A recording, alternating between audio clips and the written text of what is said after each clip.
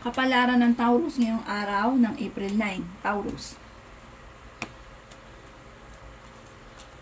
Sinasabi po dito ng ating tarot card Taurus na meron kang inaantabayanan, nadidelay lamang daw po ito.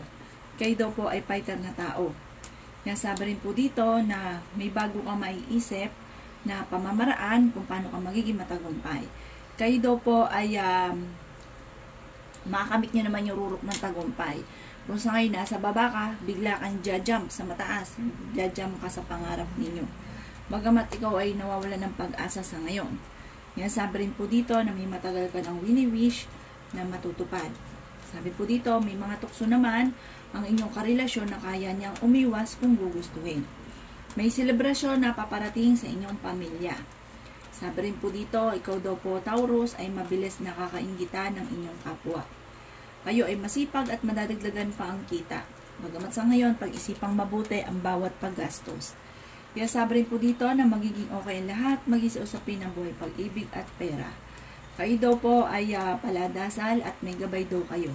Bagamat merong hindi ganun kagandahan na pagbabago na nagaganap tukol sa usapin ng buhay, pag-ibig at pera, pero malalampasan nyo daw po ito. Ang inyo po lucky color ay color orange at ang lucky number po ninyo ay nagsisimula sa 33, 16, 19, 25, 29, at 30. Good luck po!